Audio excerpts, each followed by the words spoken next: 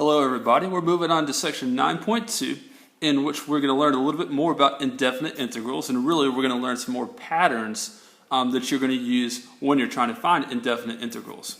And these patterns are going to range from very simple to kind of complex, honestly. What we're going to be learning are these things here. We're going to start in this video with finding the antiderivative of 1 over x and e to the x power. Now this is going to be simple. In fact, you might already know a function whose derivative gives you 1 over x, and you might already know a function whose derivative is e to the x. And if you do recognize those functions, then you already know what the antiderivatives of those two things are. Alright, now in the next video, we're going to learn to integrate functions that are compositions with the linear form ax plus b. I won't say anything else about that right now, it's the next thing we'll take care of. And in the last video for section 9.2, we're going to learn how to use the substitution method to evaluate integrals that are in this lovely form right here. It just looks extremely complicated, and it does take some time to recognize that pattern. But I'll tell you this for now, it's basically undoing the chain rule that you learned for differentiating certain types of functions in the previous chapter. Alright, well let's get on to antiderivatives of 1 over x and e to the x power. And since we are just talking about basic patterns here, I want to compare some of the basic differentiation patterns that you learned to their related anti-differentiation patterns that I'm trying to teach you in this chapter 9. Okay, and the first basic differentiation pattern that you learned was how you differentiate a power function, something that can be written in the form x to the nth power. We don't need to expand on that too much, but this is basically the power rule for differentiation here.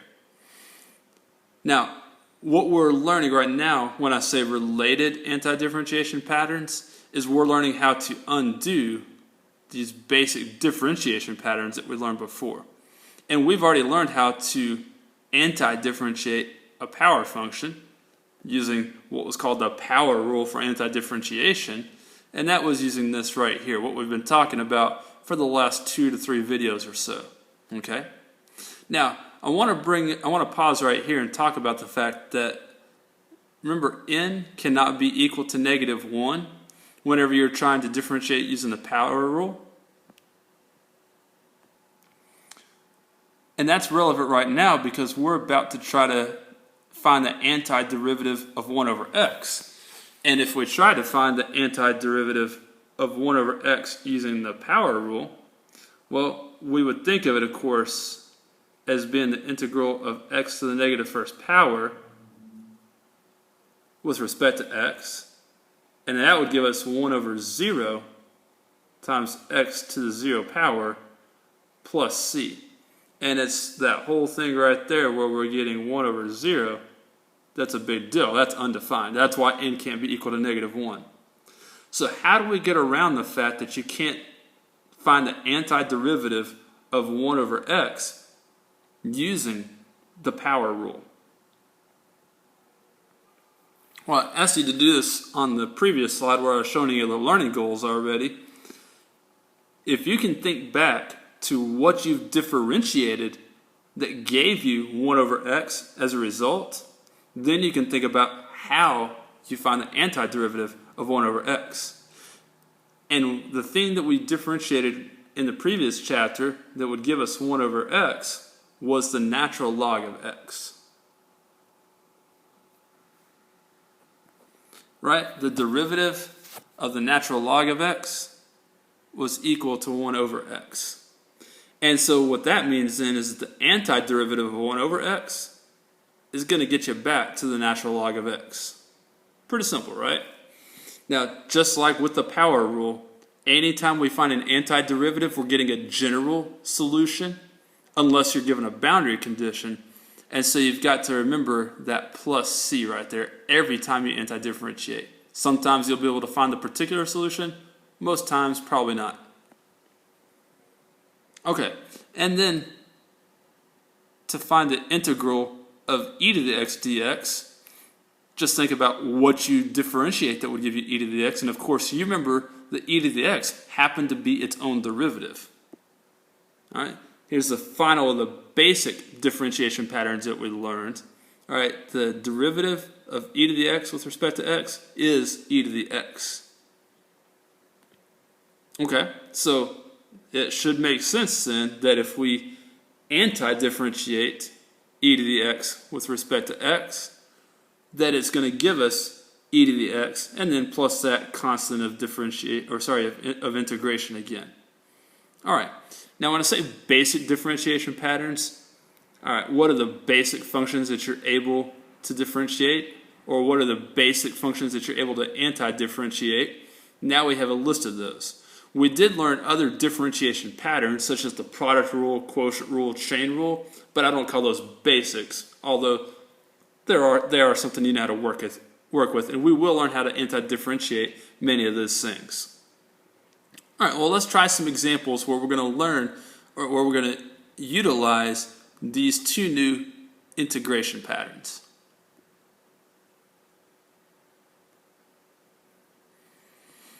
Okay, now I've got 6 examples here, and the first 4 you definitely ought to be able to take care of just using those patterns that we learned, along with little rules such as the constant multiple rule and so forth from a previous video. The last couple, I might have to show you one little thing before you're able to do the anti-differentiation. What I would suggest is, if you're ready, go ahead and pause the video now, work through these 2 examples and check your work. If you're not ready for that yet, watch me do the first one and then pause and try the second one on your own, and so forth as we go through these examples.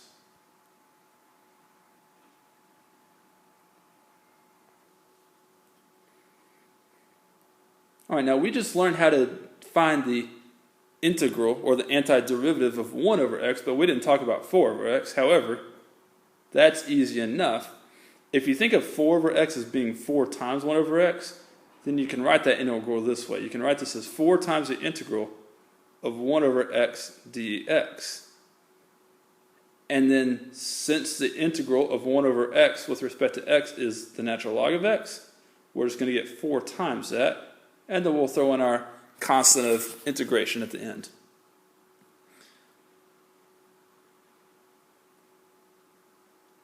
We can use a similar trick with part b. All right, if I'm talking about 2 over 3x, that's the same thing as 2 over 3 times 1 over x, right? So we can make this 2/3 times the integral of 1 over x dx.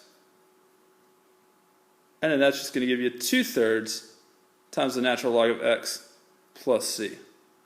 Really simple, right? Let's go to the next pair of examples. All right, again, pause and try these on your own if you feel like you're ready. There is a little bit of a trick that you're going to have to use for this ln of e to the 5x power. It looks super complicated. It's actually a pretty simple problem. Anyway, try it out if you're ready. If not, watch me do the first one and then try the second one.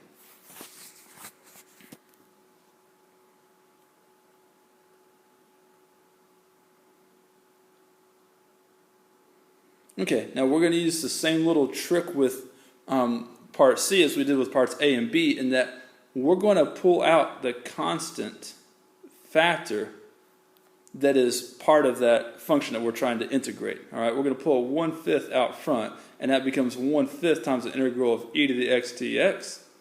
And then, since e to the x is itself, when you integrate it, we're going to get 1/5 e to the x plus our constant of integration.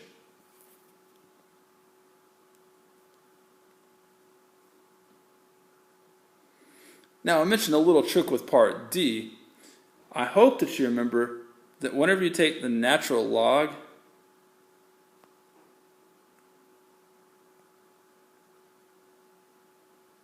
of e to any power, the natural log and the e cancel one another out.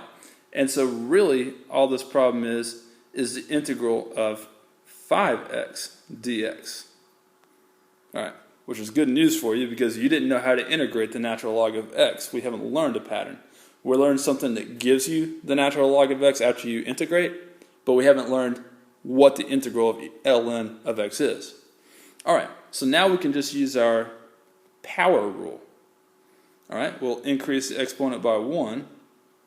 multiply the coefficient by that reciprocal. So 1/2, we're going to get 5/2 out front. And then put plus c. Good work so far. 2 more examples.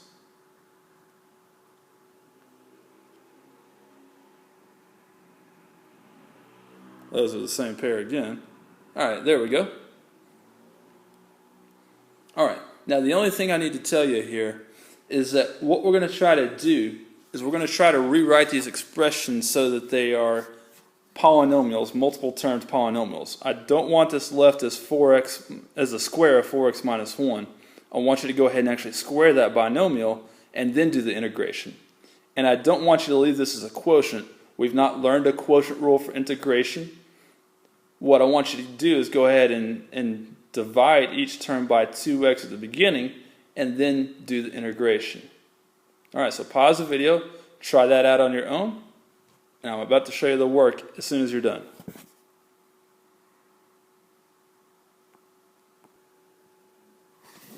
You see that so far all I've done is gone ahead and squared the 4x minus 1, and I went ahead and divided each term here by 2x, and you see the results there.